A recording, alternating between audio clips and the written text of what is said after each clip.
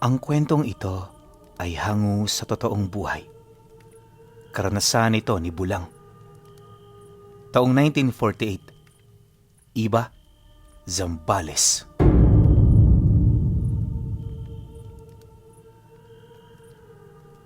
Ining, makinig ka sa akin. Huwag kang sasama sa taong yan. Nararamdaman kong hindi yan isang ordinaryong tao. Mga huling katagang binitiwan ni Bulang bago mawala ang panganay niyang anak na babae. Nasa 18 anyos pa lang ang edad nito. Kaya naman nung hindi yun nakauwi, lahat silang nasa bahay, nag-alala talaga. Kung kani-kanino na rin nila yun hinanap, ngunit sa kasamaang palad, hindi na nila ito natagpuan pa. At ang masaklap, wala siyang nagawa para baguhin ang ganoong tadhana ng kanyang anak. Nagsimula ang lahat ng pangyayari noong may ipakilalang kasintahan ang anak niya sa kanilang pamilya.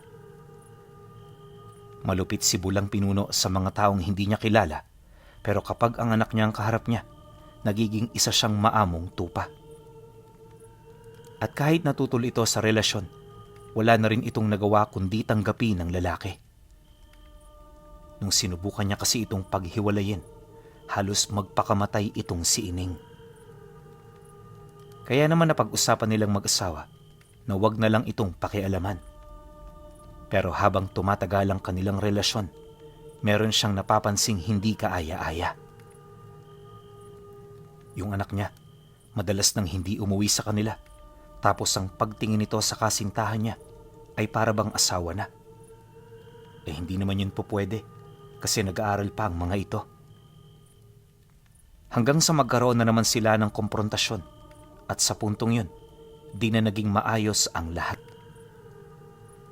Galit na galit itong si Bulang, akmang susuguri na ang bahay nung lalaki. Nang mapansin naman yun ni Ining, napilitan itong sumunod sa kanyang gusto. At magmula noon, medyo nagiging madalang na ang pagkikita ng dalawa. Hindi na rin muna niya ito pinag-aral hanggat hindi pa nito tuluyang nakakalimutan ang lalaki. Akala niya noon ayos na. Ngunit makalipas lang ang ilang buwan matapos niya itong payuhan, nawala na lang ito bigla. Literal na walang bakas kahit sa pamilya ng lalaki, kaya naman lahat ng mga nakasama niya sa paghahanap, hindi na talaga umaasang makikita pa ang dalawa. Dahil sa pangyayari, nagdesisyon na itong si Bulang na humingi ng tulong sa lolo niya. Malayo ang bahay ng matanda sa lugar ng Iba, pero hindi na ito sumagi pa sa kanyang isip. Basta ang alam niya, ang lolo niyang yon ang makakatulong sa kanilang problema. Nang marinig naman ng kanyang asawa ang pasya niya, hindi ito tumutol, bukal sa loob nitong hinayaan siyang umalis, gawa ng maging ito man, labis-labis ang pag-alala sa kanilang anak. At para masigurong makakarating siya sa kanyang paroroonan, nagpasalamat siya sa kanyang tiyuhin na manlalako. Hindi rin kasi biro ang layo ng banban sa Iba. Kaya naman humanap talaga siya ng taong hindi maliligaw sa mga ganoong kasusukal na lugar. Sigurado din siyang alam nitong kinaroroonan ng lolo niya. Kaya naman kahit papaano, medyo kampante siyang umalis sa lugar nila. Ilang araw ang lumipas, patuloy pa rin nilang binabagtas ang daan. 3 beses sa isang araw sila kung magpahinga at kapag gabi naman, humahanap sila ng mga lugar na pwedeng palipasan ng buong magdamag. Limitado ang oras ng kanilang pag-usad, kaya naman ramdam niya na talagang napakabagal nila. Pero kahit anong gawin niyang pagreklamo, hindi maaari ang kanyang gusto. May mga rason kung bakit sila ganun umusad, kaya naman mas mainam na sumunod na lamang. Ayon sa tiyuhin niya, na kapag dumaraan ito sa mga lugar na liblib, obligado silang magdahan-dahan. Hindi dahil sa mga hayop o sa mga tao roon, bagkus ay dahil sa mga nilalang na hindi nasisilayan ng mga ordinaryong mata. Dagdag pa nito na, ang ginagawa nilang pamamahinga ay nagsisilbering respeto sa mga aswang na nakatira sa paligid.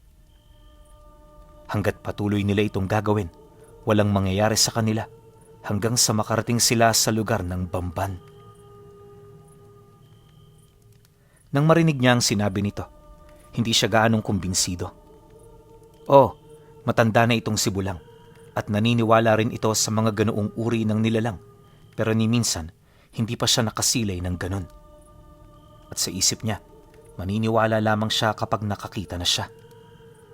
Pero habang hindi pa, mananatiling istorya at alamat sa isip niya ang mga ganoong uri ng paniniwala.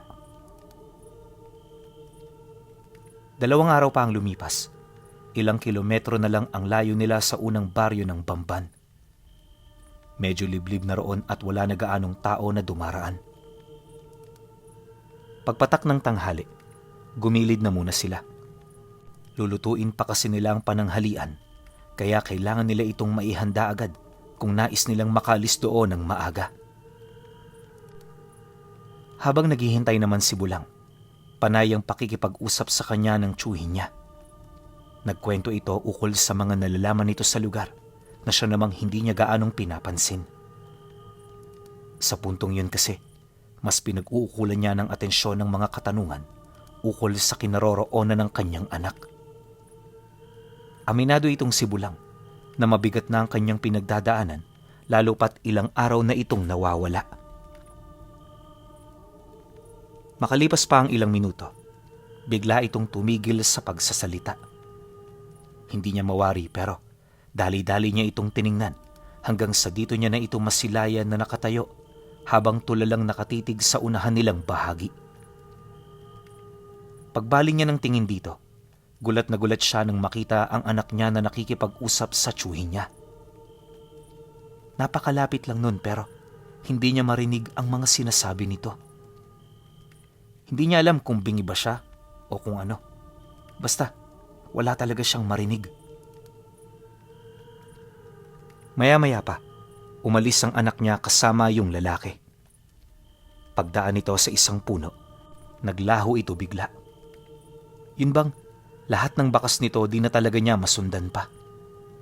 Sinubukan niya itong ipagtanong sa tiyuhin niya pero imbis na sumagot, kagulat-gulat ang matinding pag-aalala na bumakas sa mukha nito.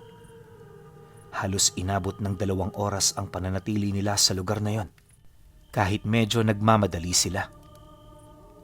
At sa loob ng panahong ipinaglagi nila, wala silang naging imikan.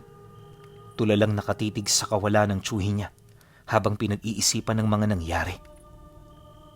Hindi man ito nagsasalita pero ramdam niya na may itinatago ito. Hindi naglaon. Pagbalik ng ulirat nito, napatitig ito sa kanya, bakas sa muka ang matinding takot. Siguro mas maganda Bulang na bumalik na lang tayo. Huwag na tayong tumuloy, sapagkat may naamoy akong masamang mangyayari. Wika ng tiyuhin niya. Dahil sa sinabi nito, agad naman siyang umalma kasi yung bahay ng lolo niya napakalapit na. Tsaka isa pa, masyado nang mahaba ang araw na ginugol nila para umatras. Hindi siya makakapayag na ganun-ganun na lang, kaya kahit labag sa loob nito, pinilit niya ito. Muntik na nga sila noong mag-away, ngunit nasunod pa rin ng tiyuhin niya ang nais niya. Napagtanto kasi nito na hindi nito basta-bastang masisindak si Bulang, kaya wala na rin yung pagpipilian pa. Dahil sa pangyayaring yan, unti-unti na silang nagkausap ng mahinahon. Lahat ng bagay na kinakailangan niyang marinig, inilahad ng tiyuhin niya hanggang sa paunti-unti nalaman na niya kung ano ba talaga ang totoong nangyayari. Ayon sa tiyuhin niya, nagpakita ang mag-asawa hindi para mangamusta, bagkus ay para balaan sila ukol sa hangarin nilang lumapit sa lolo ni Bulang. Sa oras umano na ginawa nila ang bagay na yan, hindi lang silang malalagay sa alanganin, bagkus maging ang kanilang mga mahal sa buhay. Dagdag pa ng kanyang tiyuhin na sa kanilang pag-uusap, naramdaman niya ang masamang enerhiya ng aswang na namumutawi sa kalooban ng mga ito. Nakakagulat ang ganoong pakiramdam para sa kanya. Gawa ng unang-una, inakala niya talagang purong engkanto lang ang kinakasama ng anak ng pamangkin niya. Subalit nang makaharap na niya ang mga ito, dito niya nalaman na iba pala. Mariin din itong inilahad na maliban sa dalawa, marami pang mga nilalang sa kanila ang nagmamasid. Hindi nito magawang matukoy ang eksaktong kinaroroonan ng mga nilalang, ngunit ramdam niya na ito ay nasa malapit lamang. Matapos naman itong marinig ni Bulang, kinilabutan siya. Hindi niya kasi halos maisip na noong mga sandaling yun, may nagmamasid sa kanila. Isipin ninyo, malawak na lambak ang pumapaligid sa kinaroroonan nila. Tapos meron lang doong bilang na mga puno. Kaya naman kung totoo nga ang sinasabi ng tsuhin niya, marahil gumagamit ng kakaibang salamangka ang mga nilalang na yon para maikubli ang wangis mula sa kanilang mga mata. Nang malaman niya ang tungkol dito, maingat niya yung hinanap, ngunit sa kasamaang palad wala talaga siyang natuklasan. Hindi nagtagal, nang makumbinsi niya ang tsuhin niya, dito na sila umusad patungo sa lugar ng Bamban. At pagdating nila roon, agad nilang hinanap ang lolo niya na nakatira sa pinakadulong parte nito.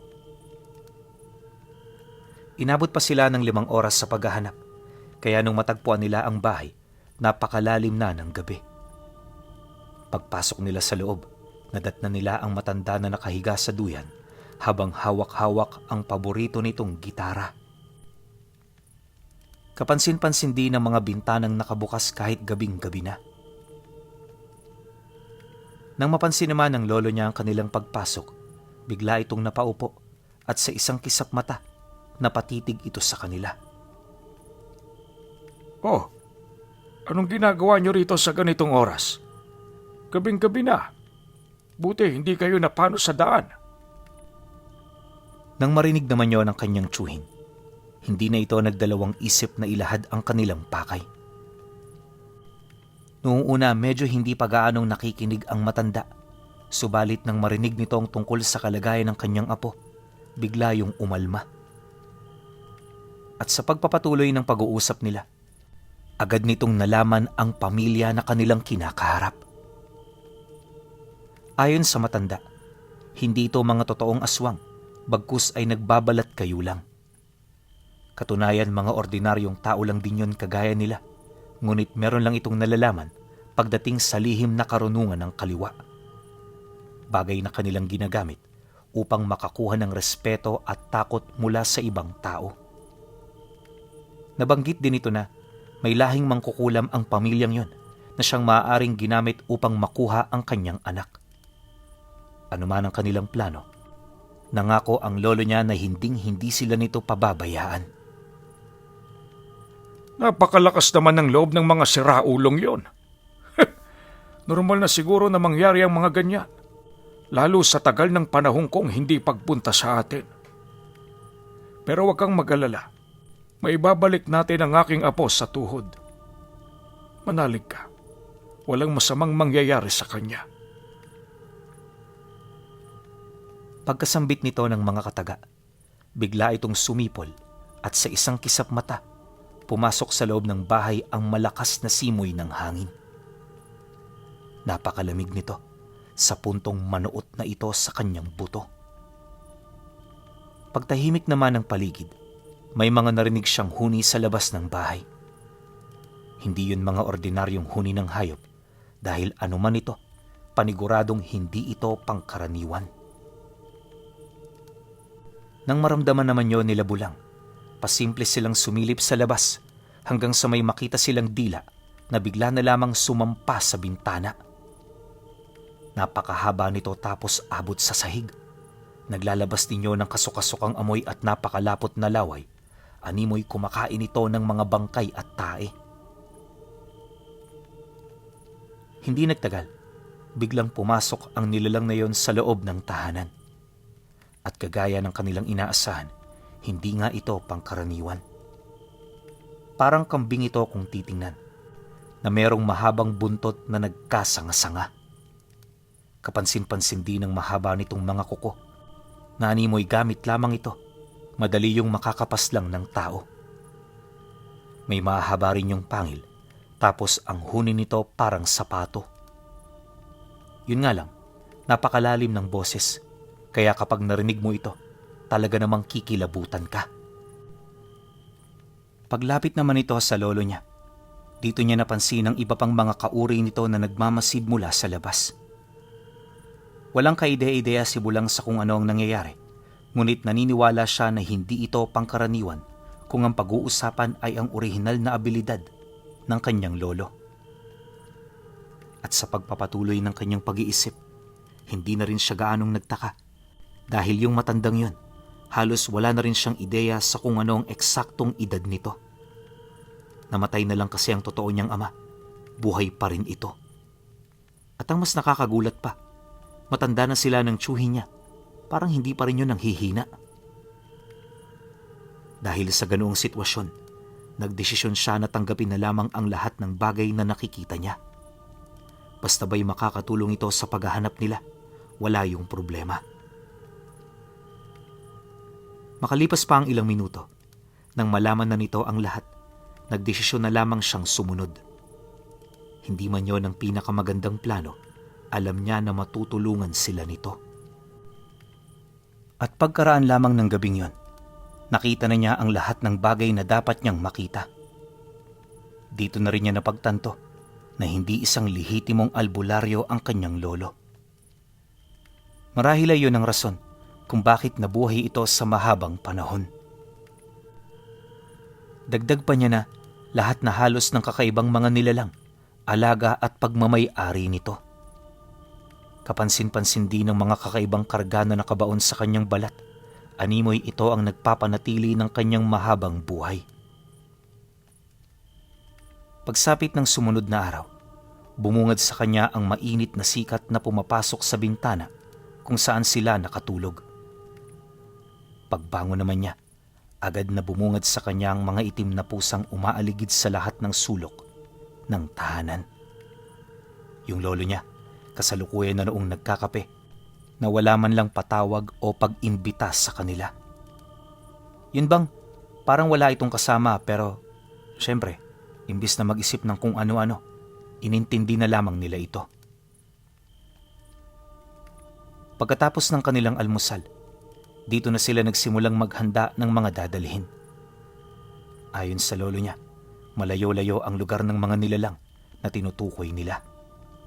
Aabutin sila ng 2 oras kung lalakarin nila ito, pero 30 minuto lang kapag dumaan sila sa kalsada at nakasakay sa kabayo. Ang kaso nga lang, wala itong ganong alaga, kaya imbis na maghanap ng masasakyan, mas mainam na lakarin na lang nila ito ng mano-mano. Dagdag pa ng lolo niya, ilang beses niya na itong nagawa, kaya wala itong magiging problema sa kanya. Nang marinig naman nila Bulang ang sinabi nito, hindi na sila umangal pa. Bali-balik ta rin man kasi ang sitwasyon, ito na lamang ang tanging paraan para mailigtas ang anak niya. At pagkaraan lamang ng 2 oras, narating na nila ang lugar na tinutukoy ng matanda. Pag-apak nila sa baluarte ng nayon, malapit sa paanan ng bundok, dito na isa-isang nagsilabasan ang mga itim na pusang pagmamay-ari ng lolo niya. At dahil sa dami nito, kung kaya't kaagad naman yung napansin ng marami. Bawat isa takang-taka, animoy kilala nila ang nagmamay-ari ng pusa. Hindi naglaon, dito na nagsimulang magkatipon ang lahat ng taga-nayon. Lahat tahimik, pero rinig nila ang bawat mahihina nitong pag-uusap. Pagharap naman dito ng lolo niya, agad itong nagtanong ukol sa babaeng hinahanap nila. Nang marinig naman yon ng karamihan, dali-dali nitong itinuro ang bahay na tinutuluyan ng mag-asawa. Pagdadahilan ng pamunuan ng nayon, sumama ng kusang loob ang dalaga, kaya tinanggap nila ito. Hindi rin nila sukat akalain na anak ito ng matandang kinakatakutan nila, kaya naman abot langit ang paghingi nila rito ng pasensya. Ngunit nang marinig ito ng lolo niya, hindi pa rin yun kumbinsido. Huwag mo masyadong depensahan ang kauri mo. Nagkasala siya sa amin, kaya sa amin siya mananagot. At kagaya ng inyong patakaran, kung ano ang kinuha, siya rin ang aming babawiin. Binalasubas niya ang buhay ng musmos, kaya ganun din ang aming gagawin.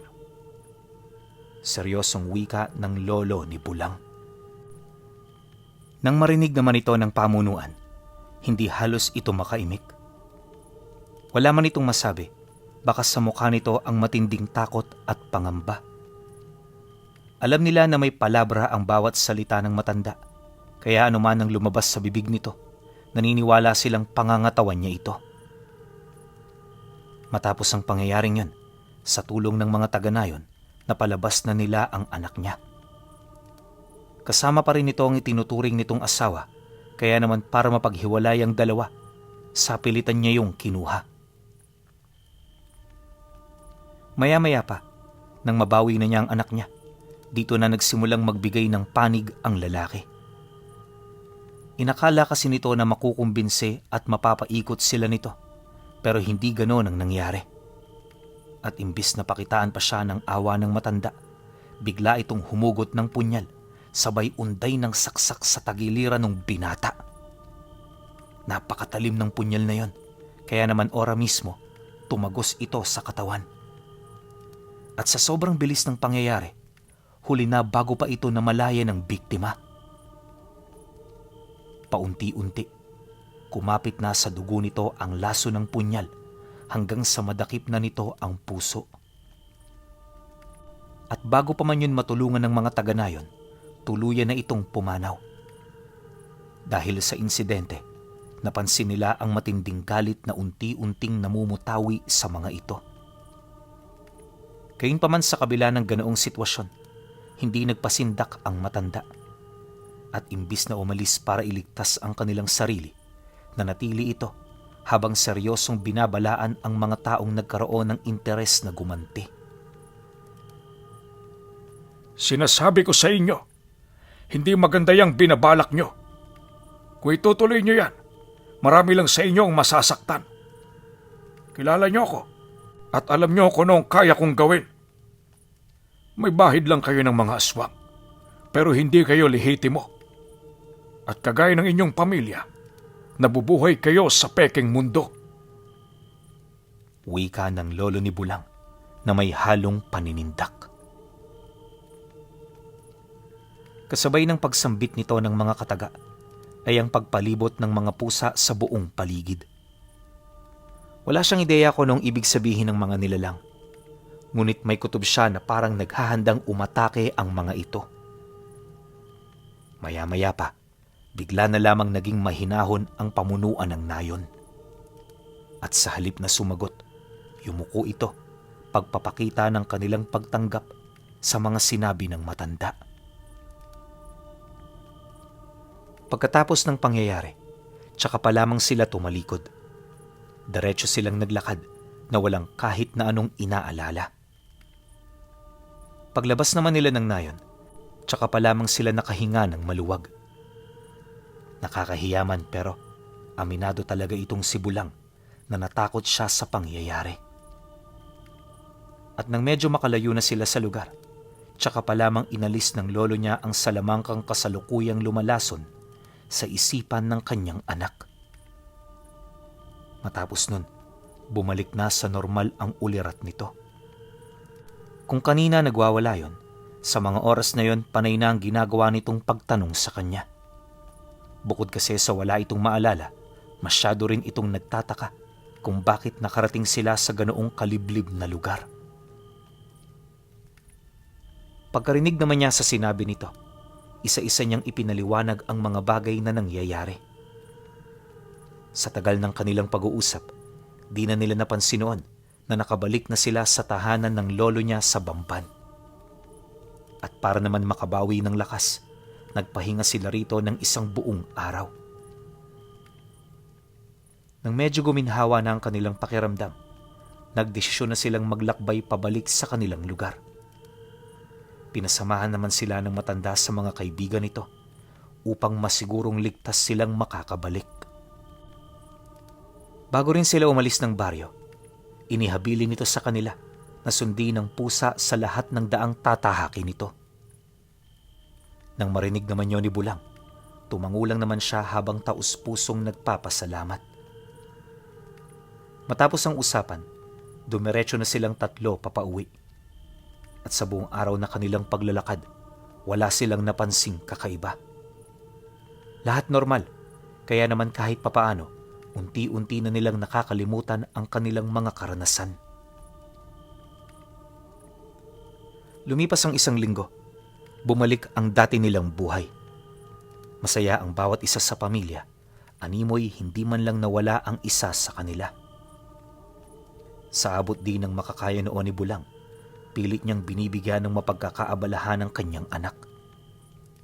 Hanggat maaari, ayaw niyang matambay ito sa loob ng bahay, gawa ng sa oras na ito ay mangyari, maaari na namang maisip nito ang tungkol sa mga pinagdaanan nito sa piling nung mangkukulam na ng goyo sa kanyang damdamin.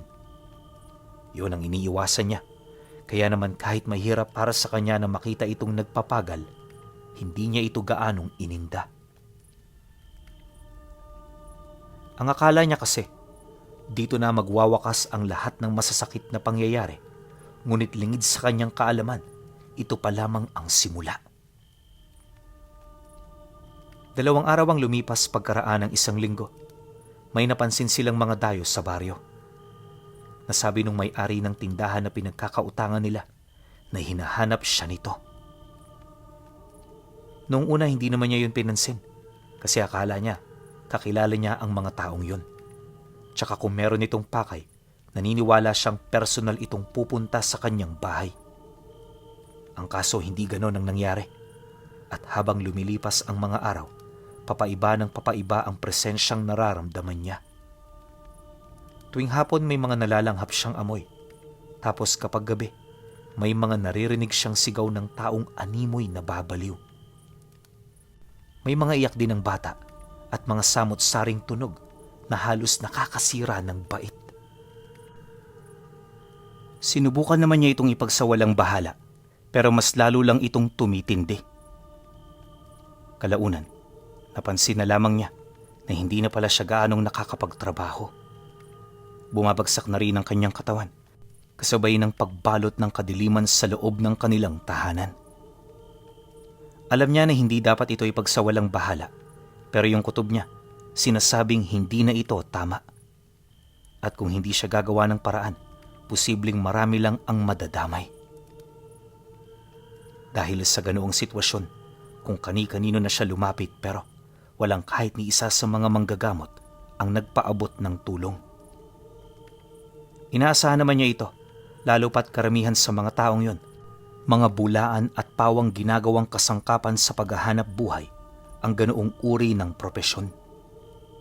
Bagay na naging daan upang mapilitan siyang muling lumapit sa kanyang tiyuhin. At sa halip na magpatulong sa iba, sarili nila ang kanilang naging sandigan sa paghaharap sa problema. Laking pasasalamat na lang noon ni Bulang at kahit papaano hindi siya pinabayaan ng kanyang mga kadugo. Pagsapit ng gabi noong mismong araw, dapit hapon pa lang may mga nararamdaman na silang umaaligid. Di man nila ito nakikita, alam nila na ang mga nilalang na yon ay nasa malapit. Kalaunan, dito na naglagaslas ang mga puno na para bang merong mga bumababa. Sa puntong yon medyo nabahala na sila Bulang, gawa ng ang pakiramdam nila, napapalibutan na sila.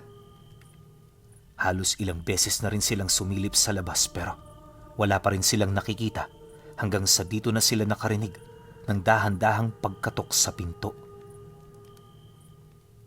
Nang marinig naman yon ng tiyuhin niya, agad naman itong sumagot sa mga nilalang ng, Sino yan?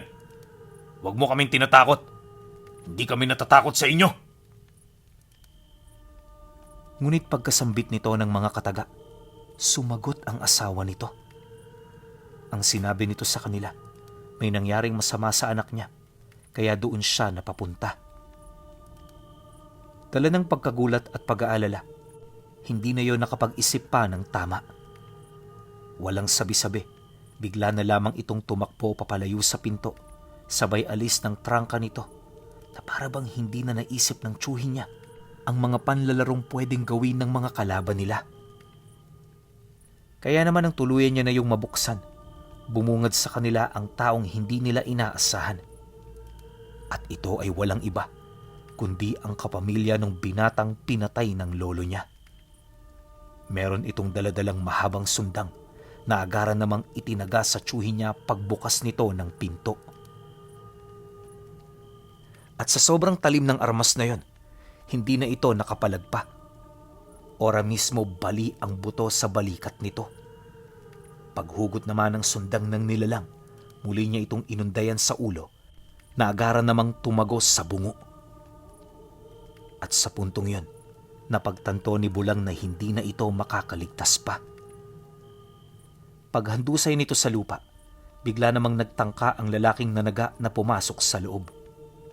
Ngunit pag-apak pa lang nito sa sahig ng bahay, biglang nagpakita ang pusang ibinigay sa kanya nung lolo niya. Dali-dali nitong kinaharap ang nilalang habang nagpapalit ito ng anyo. At sa isang kisap mata, tuluyang nagbago ang wangis nito. Pagatungal ng nilalang na yon, mabilis nitong sinunggaba ng lalaki hanggang sa magpang-abot na sila. Nakakalaban pa ito sa unang sunggab ng nilalang, pero paglabas ng dalawa, madali itong nadarag ng pusa na nagpalit anyo. Dala ng kuryosidad, napasunod siya ng mga ito kung saan dito niya nasilayan ang paglamo nito ng buo sa nilalang. Pagkatapos hinanap pa nito ang mga natitira hanggang sa nagsimula ng magkagulo ang buong paligid. Marami ang nagtangkang lumaban sa pusa, pero lahat yon namatay. Dahil sa insidente, hindi na nila naisakatuparan ang lahat ng masasama nilang balak. Bukod sa inuna nilang iligtas ang kanilang mga sarili, alam nila na kahit anong gawin nila, hindi nila kayang pantayan ng nilalang. Magmula noon, hindi na ito dumayo sa kanilang tahanan. Bagaman may mga pangamba at pag-aalala, naging mapanatag si Bulang. Alam niya kasi na tapos na ang mga alalahanin niya dahil hanggat naroroon ang pusa, ligtas ang kanyang pamilya. Matapos naman ang libing ng tsuhin niya, bumisita ang lolo niya. Inilahad nito sa kanya na lahat ng sangkot sa pangyayaring yun pinatay na niya. Pagkatapos nitong makapagbigay ng mensahe, umalis ito at hindi na nagpakita pa. Pero alam niyo ba, na kahit dekada pa ang lumipas, wala pa rin siyang pangamba dahil patuloy na namumuhay sa piling nila ang itim na pusa na pagmamay-ari ng kinakatakutang lolo ni Bulang sa lugar ng Zambales.